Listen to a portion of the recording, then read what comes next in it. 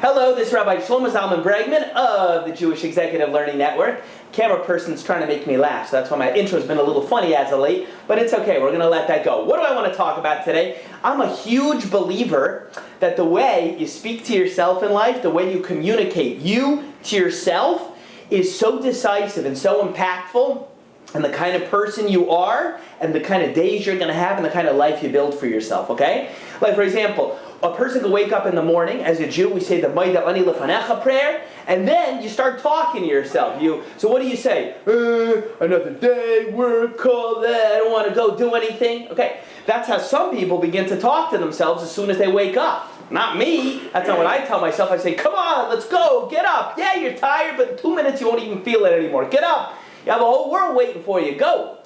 Communication is very important. And on this theme, I want to speak about something that I think a lot of people stumble on, and that is that when they speak to themselves, they communicate to themselves, and sometimes to others, they exaggerate. But exaggerate in a way that's negative, in a way that actually is not productive and brings about their success. I'll give you an example. It sometimes happens, a person could be home, and let's say company's coming over, and they'll say, oh my gosh, my home is flying away. My home is a total mess. It's a total dump. Oh my goodness.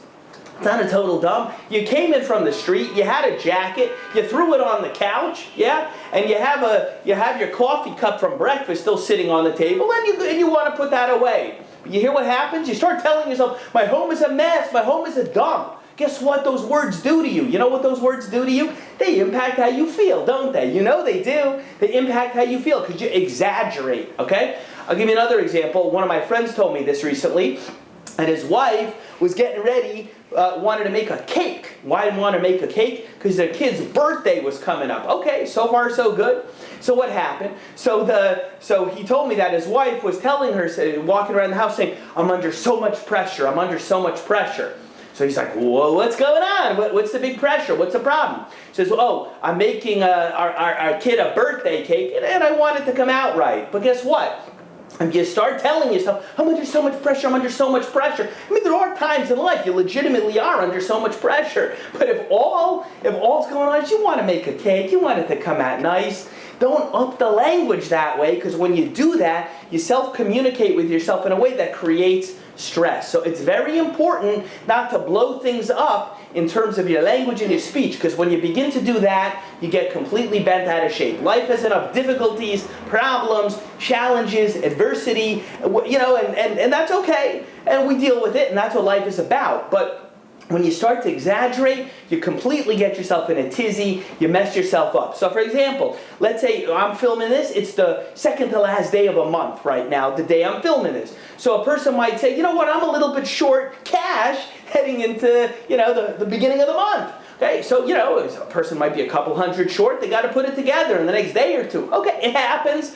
To most of us, a lot of the time. Okay, it's very common. But don't walk around saying, I can't believe I'm broke. I can't believe I'm so in the hole. I mean, you're a couple $100. You can get that together, okay? Very important that you don't start absolutely exaggerating, because all you do is you basically get yourself emotionally worked up, and you're not going to see the solutions that are in front of you. So I think that's a very important tip and a very important trait that I've seen a lot of successful people have. Call things as they are. When there's a challenge, it's a challenge. I'm not saying pretend everything is great, but if it's a challenge, don't pretend it's the biggest thing in the world when it isn't. And that's something that'll help you keep your equanimity, which is a good SAT word I remember from back in the day, and it'll help you be in position to be successful. It's Rabbi Shlomo Zalman Bregman of the Jewish Executive Learning Network. Hope you enjoyed today's clip. You subscribe to our YouTube channel, and if you want to get in touch with me directly, you can obviously send me a message that way, or send me an email, director@jeln.org. See you then.